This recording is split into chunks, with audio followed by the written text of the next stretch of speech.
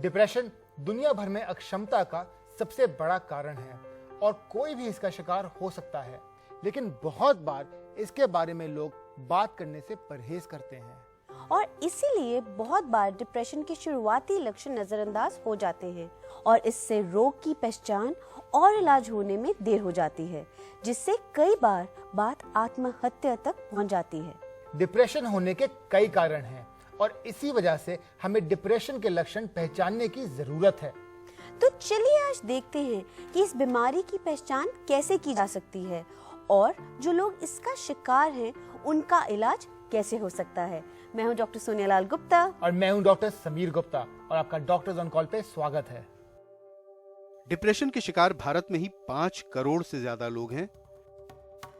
Depression के कुछ आम लक्षण ये हैं: देर तक उदासी, रोने की आदत, आत्मविश्वास और आत्मसम्मान की कमी, काम में दिलचस्पी न होना, बेबसी का एहसास, अपराध बोध और आत्मघाती विचार।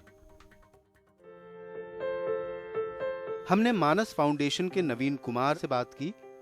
मानस फाउंडेशन एक समुचित कार्यक्रम है जिसके जरिए मानसिक रोगों से जूझ रहे लोगों की मदद की जाती है। For mental health, our society or community does not have a language कि इसको how do I say it, how do I tell you, मेरा दिमाग खराब हो गया है, मैं फैसले नहीं ले पाता हूँ, मैं कुछ सोच नहीं सकता हूँ। Now see, this is what you say. If your leg is broken, you can go and say मेरे पैर में दर्द हो रहा है, मेरे दांत में दर्द हो रहा है. That language exists. What do you say if I don't feel like getting up in the morning? So we don't have that language. So the basic problem is, first we have to develop a language or a medium through which every individual can communicate his mental state. So seeking help will come. We as a society don't have that language to address mental health.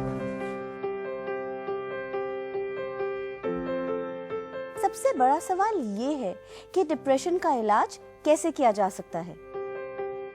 और ये जानने के लिए हमने बात की AIIMS में psychiatry के प्रोफेसर डॉक्टर राजेश सागर से।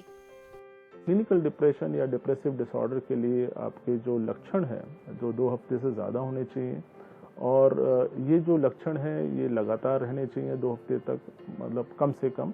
और यहाँ पे एक चीज़ बताना बहुत ज़रूरी है कि अक्सर ये भ्रांति है कि मुझे डिप्रेशन तभी होगा जब मेरा मन उदास होगा।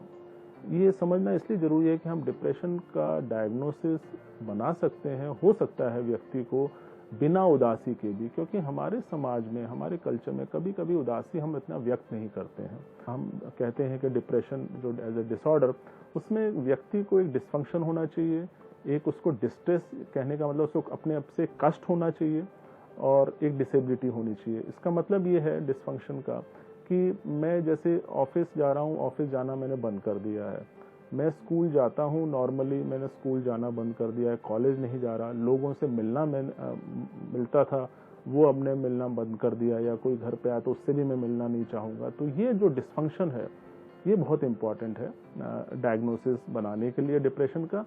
तो माइल्ड में हो सकता है दवा की ज़रूरत ना हो, लेकिन मॉडरेट और सीवियर में ज़रूर दवा की ज़रूरत होती है। डिप्रेशन के जो कारण है, एक इम्पॉर्टेंट कारण ये है कि न्यूरोकेमिकल चेंजेस होते हैं।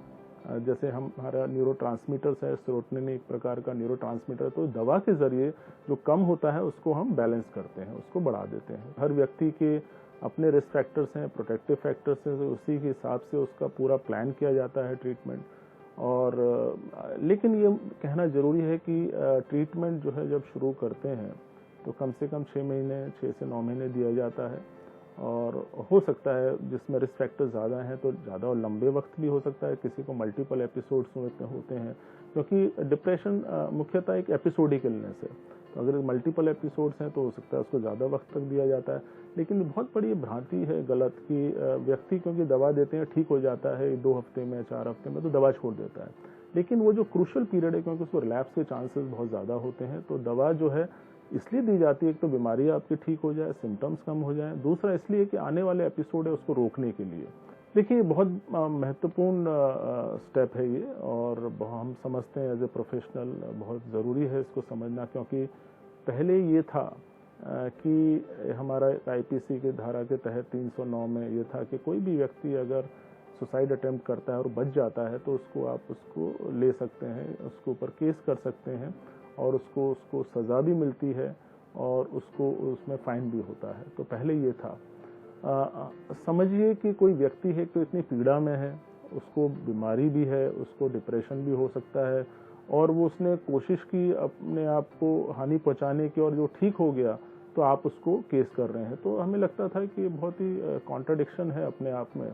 लेकिन अब नए एक्ट के तहत 115 सेक्शन के तहत ऐसा माना जाता है जो व्यक्ति जो अटेम्प्ट कर रहा है सुसाइड का वो एक सीवियर स्ट्रेस में है, अनलेस प्रूव अदरवाइज, तो उसको प्रॉपर ट्रीटमेंट की उसको ज़रूरत होगी, ना कि उसको एक सज़ा की ज़रूरत होगी। डिप्रेशन से बचाव का कोई शर्त या तरीका तो नहीं है, पर अगर आप किसी ऐसे को जानते हैं जिसे डिप्रेशन हो सकता है तो हमेशा मदद की कोशिश करें।